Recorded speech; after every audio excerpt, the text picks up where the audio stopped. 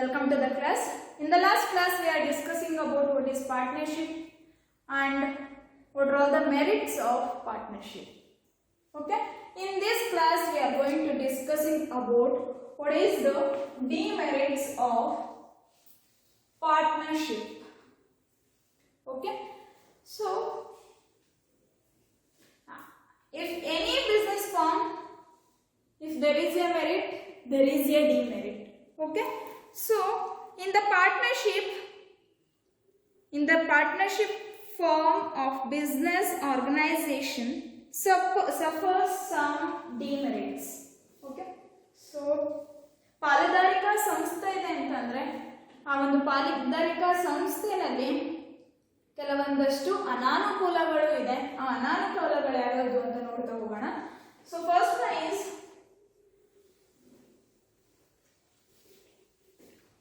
Unlimited liability. Unlimited liability.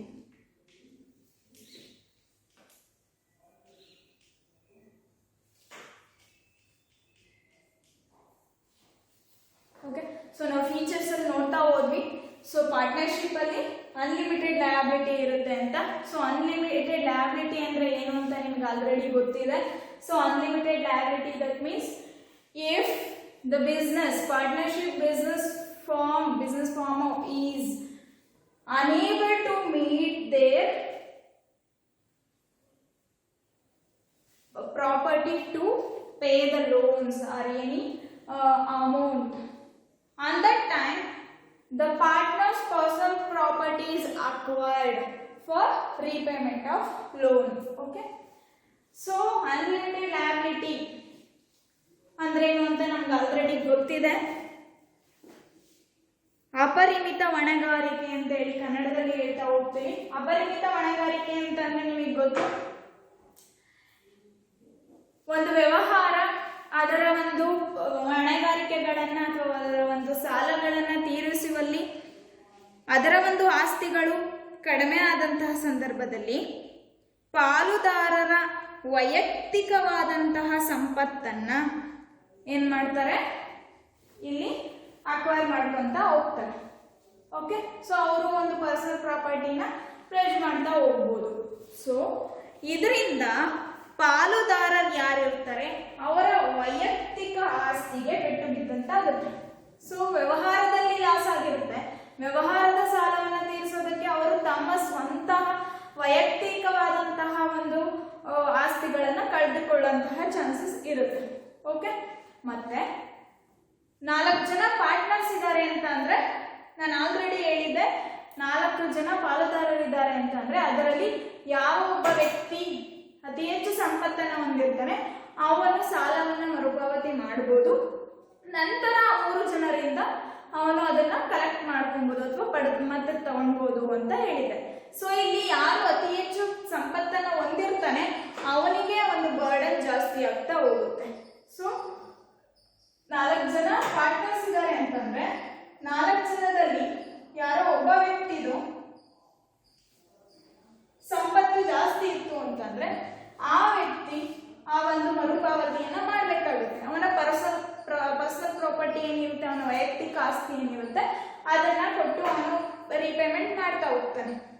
ಈ 3 ಜನರು ಏನಾಗಿರ್ತಾರೆ, pay ಮಾಡೋದಕ್ಕೆ ಆಗೋದಿಲ್ಲ. ಅಂತ ಸಂದರ್ಭದಲ್ಲಿ ಯಾರು ಹೆಚ್ಚು ಸಂಪತ್ತನ್ನು ಹೊಂದಿರ್ತಾರೆ ಅವ್ರು ಬೇರ್ ಮಾಡಬೇಕಾಗುತ್ತೆ, ಅವ್ರಿಗೆ ಅದು ಬರ್ಡನ್ ಆಗ್ತಾ ಹೋಗುತ್ತೆ. ಸೊ ಅವರು ಅವರ ಆಸ್ತಿಯನ್ನ ಕಳ್ಕೊಳ್ಬೇಕಾಗುತ್ತೆ. So this is one demerit of partnership form.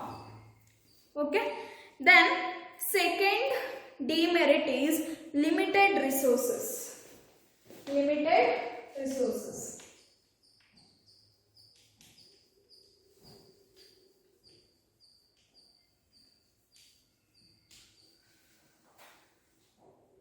So ಇಲ್ಲಿ ಪಾರ್ಟ್ನರ್ಸ್ಗೆ ಲಿಮಿಟೇಷನ್ ಇರೋದ್ರಿಂದ ಪಾರ್ಟ್ನರ್ಶಿಪ್ ಫಾರ್ಮ್ ಅಲ್ಲಿ ಇಷ್ಟೇ ಜನ ಪಾರ್ಟ್ನರ್ಸ್ ಇರಬೇಕು, ಮಿನಿಮಮ್ 2 ಮೆಂಬರ್ಸ್ ಇರಬೇಕು, ಮ್ಯಾಕ್ಸಿಮಮ್ 50 ಮೆಂಬರ್ಸ್ ಇರಬೇಕು ಅಂತ ರಿಸ್ಟ್ರಿಕ್ಷನ್ಸ್ ಇದೆ. ಅದನ್ನ ನಾವು ಮೆರಿಟ್ಸ್ ಅಲ್ಲಿ ನೋಡ್ತಾ ಹೋದ್ವಿ, ಫೀಚರ್ಸ್ ಅಲ್ಲಿ ನೋಡ್ತಾ ಹೋದ್ವಿ. Number of partner minimum is 2, maximum is 50 ಅಂತ ಹೇಳಿದ್ದಾರೆ. ಸೊ ಇಲ್ಲಿ 50 ಮೆಂಬರ್ಸ್ ಅಷ್ಟೇ ಇರಬೇಕು ಪಾರ್ಟ್ನರ್ಶಿಪ್ ಫಾರ್ಮ್ ಅಲ್ಲಿ ಅಂತ ಹೇಳೋದ್ರಿಂದ ಸೊ ಫಂಡ್ ಮೊಬಿಲೈಸ್ ಕೂಡ ಕಡಿಮೆ ಆಗ್ತಾ ಹೋಗುತ್ತೆ. ಸೊ 50 ಮೆಂಬರ್ಸ್ ಅಷ್ಟೇ ಇರ್ತಾರೆ. ಸೊ ಅವರಲ್ಲಿ ಎಷ್ಟು ಅವೈಲಬಿಲಿಟಿ ಇರುತ್ತೆ ಅಷ್ಟಷ್ಟೇ ಫಂಡ್ನ ತಗೊಂಡು ಬಂದು ಆಗ್ತಾ ಹೋಗ್ತಾರೆ. ಸೊ ಇದು ಲಾರ್ಜ್ ಸ್ಕೇಲಲ್ಲಿ ಬಿಸ್ನೆಸ್ನ ಸ್ಟಾರ್ಟ್ ಮಾಡಲಿಕ್ಕೆ ಆಗೋದಿಲ್ಲ. ಓಕೆ, ಸೊ ಸ್ಮಾಲ್ ಸ್ಕೇಲಲ್ಲಿ ನಾವು ಬಿಸ್ನೆಸ್ನ ರನ್ ಮಾಡ್ಕೊಬೋದು. It can't encourage to start a large scale of business. Large scale of ಬಿಸ್ನೆಸ್ನ ಸ್ಟಾರ್ಟ್ ಮಾಡೋದಕ್ಕಾಗಲ್ಲ. ಯಾಕೆಂದರೆ 50 ಮೆಂಬರ್ಸ್ ಅಷ್ಟೇ ಇಲ್ಲಿ ಫಂಡಿಂಗ್ ಮಾಡ್ತಾರೆ. 50 ಮೆಂಬರ್ಸ್ಗೆ ಎಷ್ಟು ಸಾಧ್ಯ ಆಗುತ್ತೋ ಅಷ್ಟು ಮಾತ್ರ ಫಂಡಿಂಗ್ ಮಾಡ್ತಾರೆ. ಆ ಫಂಡಿಂಗಿಂದ ಸೊ ನಾವು ಲಾರ್ಜ್ ಸ್ಕೇಲ್ ಬಿಸ್ನೆಸ್ ಸ್ಟಾರ್ಟ್ ಮಾಡೋಕ್ಕಾಗಲ್ಲ, ಲಾರ್ಜ್ ಸ್ಕೇಲ್ ಆಫ್ ಪ್ರೊಡಕ್ಷನ್ ಮಾಡಲಿಕ್ಕಾಗಲ್ಲ, ಅದಕ್ಕೆ ಬೇಕಾಗಿರ್ತಕ್ಕಂಥ ಸೋರ್ಸ್ನ ತೊಗೊಂಡು ಬರಲಿಕ್ಕೆ ಆಗೋದಿಲ್ಲ. So this is also one demerit of partnership. Okay, then third limitation is possibility of conflicts. Possibility of conflicts.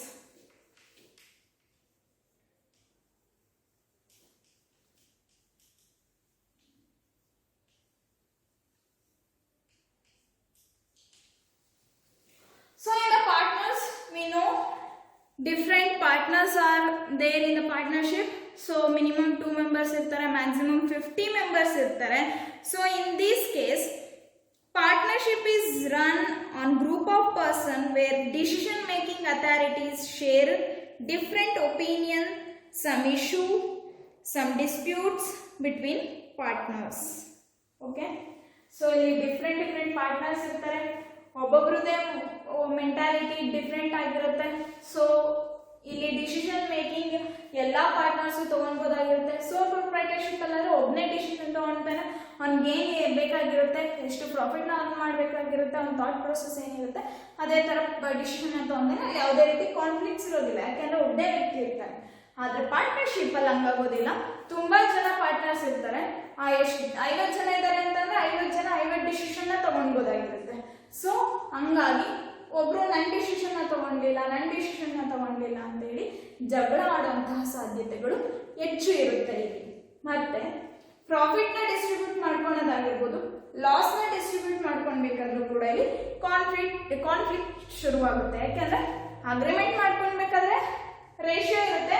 So ಎಷ್ಟು ಇನ್ವೆಸ್ಟ್ಮೆಂಟ್ ಮಾಡಿರ್ತಾನೆ ಆ ರೇಷಿಯೋ ಪ್ರಕಾರ ಅವರು ಡಿವೈಡ್ ಮಾಡ್ಕೊಬೋದು. ಸೊ ಇಲ್ಲಿ 4 ಜನ ಪಾರ್ಟ್ನರ್ಸ್ ಇದ್ದಾರೆ ಅಂತಂದ್ರೆ ಒಬ್ಬ 1 lakh rupees ಹಾಕಿರ್ತಾನೆ, ಒಬ್ಬ 2 lakh rupees ಹಾಕಿರ್ತಾನೆ, ಒಬ್ಬ 3 lakh ಹಾಕಿರ್ತಾನೆ, ಒಬ್ಬ 4 lakh ಹಾಕಿರ್ತಾನೆ.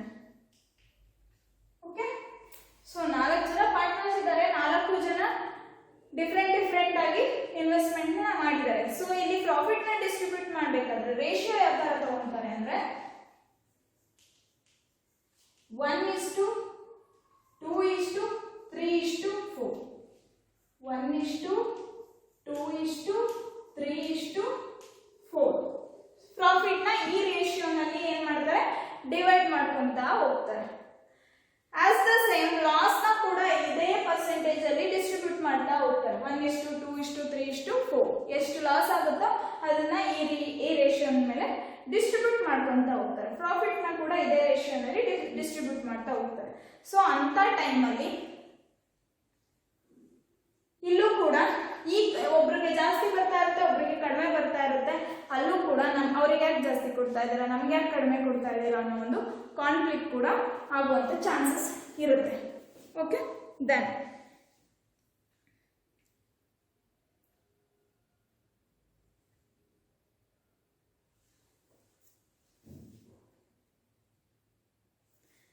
ಸೊ ಇಲ್ಲಿ ಡಿಸಿಷನ್ ತಗೊಳ್ಬೇಕಾದ್ರೆ ಸೊ ಡಿಫ್ರೆಂಟ್ 4 ಜನ ಇರ್ತಾರೆ ಅಂದ್ರೆ 4 ಜನ 4 ತರ ಡಿಸಿಷನ್ ನ ತಗೊಂತಾರೆ. ಯಾರ್ದೋ ಒಬ್ರದ್ದು ಡಿಸಿಷನ್ ನಾವು ತಗೊಂಡ್ವಿ ಅಂತಂದ್ರೆ ಇನ್ನು 3 ಜನ ಬೇಜಾರು ಮಾಡ್ಕೊಳ್ಳೋ ಚಾನ್ಸಸ್ ಇರುತ್ತೆ. ಕೆಲವೊಂದು ಸರಿ ಕೆಲವೊಬ್ಬ ಪಾರ್ಟ್ನರ್ಶಿಪ್ ಅಗ್ರಿಮೆಂಟ್ ನ ಬಿಟ್ಟು ಹೋಗುವಂತ ಚಾನ್ಸಸ್ ಕೂಡ ಇರುತ್ತೆ. ಸೊ ಒಬ್ಬ ವ್ಯಕ್ತಿ ಹೋಗ್ತಾ ಇದ್ದಾನೆ ಅಂತ ಅಂದ್ರೆ ಆ ಒಂದು ಪಾರ್ಟ್ನರ್ಶಿಪ್ ಫಾರ್ಮ್ ಆಫ್ ಬಿಸ್ನೆಸ್ ನ ಕ್ಲೋಸ್ ಮಾಡುವಂತ ಚಾನ್ಸಸ್ ಕೂಡ ಇರುತ್ತೆ. This is also one demerit in partnership. Okay, then fourth demerit in partnership, that is lack of continuity. Lack of continuity.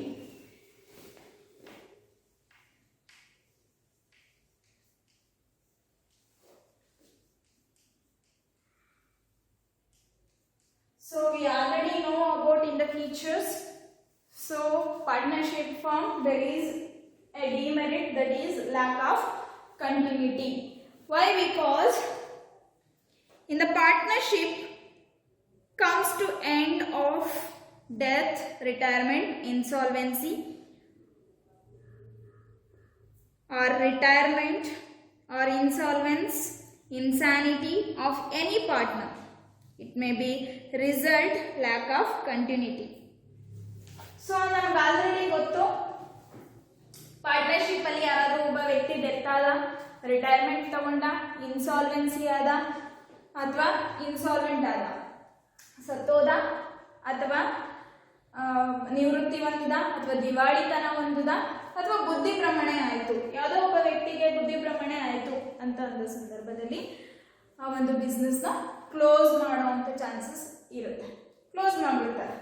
ಅಥವಾ ಯಾವ ಒಬ್ಬ ವ್ಯಕ್ತಿ ಡೆತ್ ಆದ, ರಿಟೈರ್ಮೆಂಟ್ ಆದ, ಇನ್ಸಾಲ್ವೆಂಟ್ ಆದ ಅಂಥ ವ್ಯಕ್ತಿಗೆ ಅವನ ಒಂದು ಪ್ರಾಫಿಟ್ನ ಡಿಸ್ಟ್ರಿಬ್ಯೂಟ್ ಮಾಡಿ ರಿಮೈನಿಂಗ್ ಯಾರೆಲ್ಲ ಪಾರ್ಟ್ನರ್ಸ್ ಇರ್ತಾರೆ ಆ ಪಾರ್ಟ್ನರ್ಸು ನ್ಯೂ ಅಗ್ರಿಮೆಂಟ್ನ ಮಾಡಿಕೊಂಡು ಆ ಒಂದು ಬಿಸ್ನೆಸ್ನ ಕಂಟಿನ್ಯೂ ಮಾಡುವಂಥ ಚಾನ್ಸಸ್ ಕೂಡ ಇರುತ್ತೆ. ಅಂದರೆ ಆ ಒಂದು ವ್ಯವಹಾರವನ್ನು ಮುಂದುವರಿಸ್ಕೊಂಡು ಕೂಡ ಹೋಗ್ಬೋದಾಗಿರುತ್ತೆ. ಸೊ ಬಟ್ ಯಾರಾದರೂ ಒಬ್ಬ ವ್ಯಕ್ತಿ ಡೆತ್ ಆಗ್ತಾ ಇದ್ದಾನೆ, ರಿಟೈರ್ಮೆಂಟ್ ಆಗ್ತಾ ಇದ್ದಾನೆ, ಇನ್ಸಾಲ್ವೆಂಟ್ ಆಗ್ತಾ ಇದ್ದಾನೆ ಅಂತ ಅಂದರೆ that business should be closed, lack of continuity. This is also one demerit in partnership. Then last demerit is lack of public confidence. Lack of public confidence.